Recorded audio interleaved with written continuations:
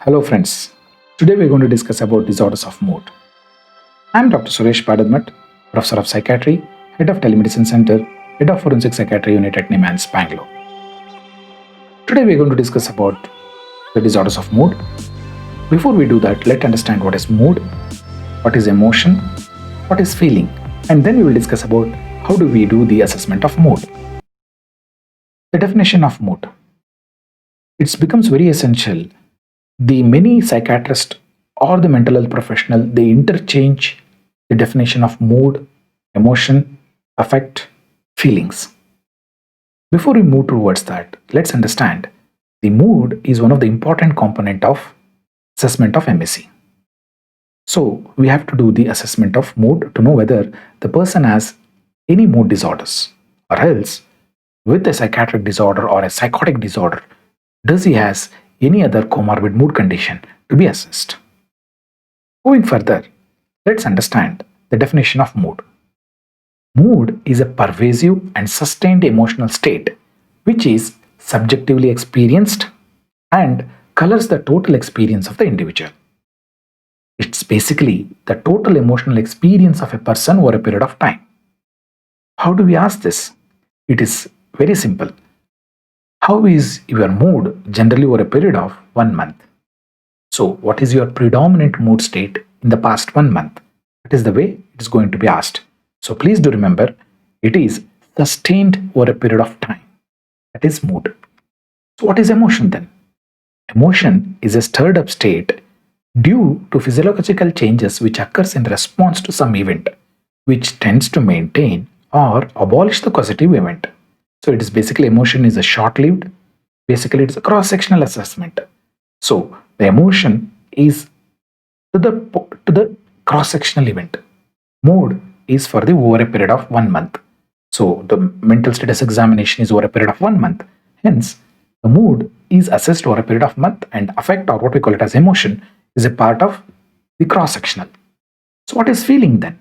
Feeling is a positive or a negative reaction to an experience. It is subjective. That is what it is called as feelings. So, experience of an emotion, subjective feeling of an emotion is called as feelings. So, after understanding mood, feelings, and emotions, now we will go to the assessment of mood disorder. How is it done? It is basically first and the foremost. Many a time you may be tricked in the cross-sectional assessment. Hence, you have to take the history, collect the information from all possible sources, observe the patient, and interview the patient. So this is the way you're going to do it. At the same time, the assessment of mood is over a period of 1 month, invariably. However, it is for the mental status examination. But for a diagnosis of dysthymia, you may have to ask, generally in the past 2 years, how is predominant mood? So that's the way you're going to ask even for a retrospectively for over a period of 2 years. How the coloring of his past 2 years of his emotion is assessed. How often it is done. In inpatient, you can do 2 to 3 times a week. In outpatient, during the follow-up, you are going to assess. Should do. Invariably, it is the psychiatrist or the junior residents, primary care doctors, psychologists, social worker, and nurses who have been trained in the assessment of mental status examination. So, understanding about the mental status examination is the fifth component, the assessment of mood. The mood is assessed upon with 8 important criteria. They are all subjective report of the mood, objective assessment of the examiner, whether the congruency of the mood with the thought process, appropriate to the situation, range, reactivity, diurnal variation, and lability. So these are the 8 component of assessment of mood. We have to assess on each component. Let's move into each component. The first and the foremost is subjective report. In the subjective report, you have to ask the person, how has been your mood for most of the period over a period of last 1 month? This is for MSc. But however, if you want to diagnose over a period of 6 months, how was your general mood? That's also valid.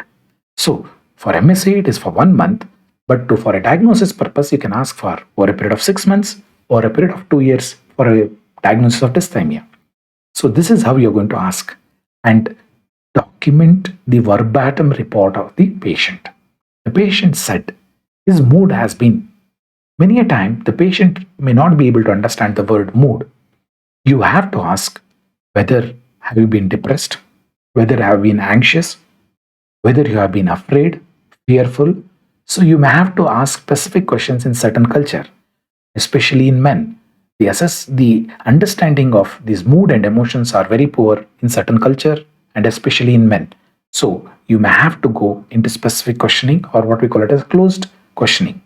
So that's you are going to do the interview. But however, when you are going to do an objective assessment, the patient has told I have been depressed. But how do you do the objective assessment? By observing his facial emotional expression, his motor behavior, his gesture, posture, and speech. Along with whatever we have got the information, on that basis, you are going to make an objective assessment. The objective assessment will end up either you can say the patient is euthymic, euthymia is normal, or elated, exaltation, ecstasy, irritable, depressed, dysphoric, or blunted affect. Let's take each one of this definition. Euthymia. Euthymia is a normal mood state. The person is neither depressed, nor manic, or anxious, or fearful. So that is euthymia. That means normal mood state. Euphoria. It is a subjective cheerfulness. The patient says, I'm very happy, but the mood is not communicable. If the mood is communicable, that is subjective cheerfulness, communicable mood, and increased activity, psychomotor activity, that becomes elation.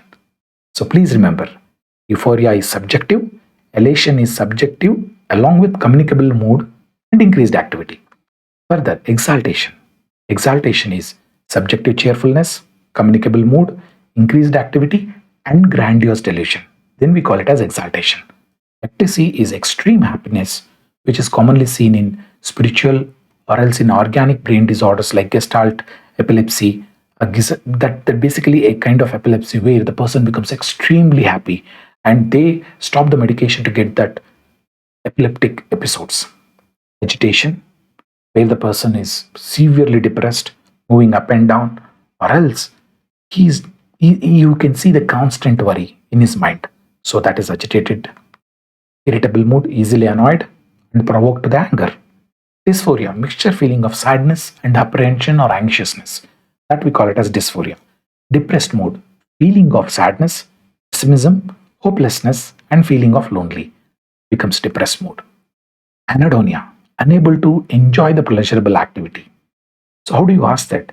Do you enjoy watching television? Do you enjoy talking to your child? Do you enjoy having nice food? So those you are going to say is anhedonia. Apathy, complete lack of emotion. The patient clearly says, I am unable to feel anything. Complete loss of emotion. That is apathy. Blunted, absent emotional expression. Here the patient will say, I am fine. But the whole half an hour to 45 minutes of your interview, the patient will have a bland, deadpan appearance of his face. That is blunted affect. Moving to the other three important component, congruency, appropriateness, and range. Basically, whether check the mood is incongruent with this thought process. If the patient says, I'm happy, and his thought process also talks about happiness, and his facial expression is also happy, then you can call it as it is congruent. Appropriate. Whether the patient, when he is sitting and interviewing him, whether his facial expression and the mood expression is appropriate to the situation, or whether it is inappropriately laughing, inappropriately crying, so you have to make it inappropriate. Appropriate to the situation where the interview is occurring. Range, whether the person is able to have the experience of effective responses, whether he is able to feel sad, whether he will be able to feel fearful, anxiousness, normalcy. So the range, whether he is able to feel the complete range of emotions. Coming to the last part, reactivity, diurnal variation, and lability. Reactivity, whether the person is able to react to the situation, how his mood reacts to each situation.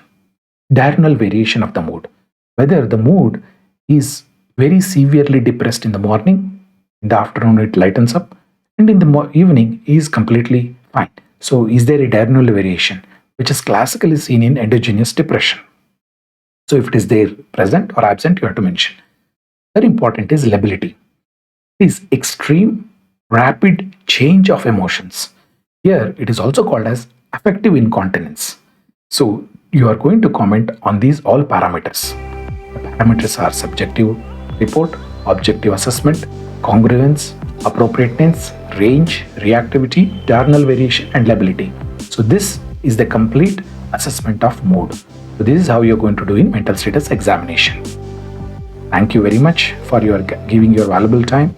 Stay safe.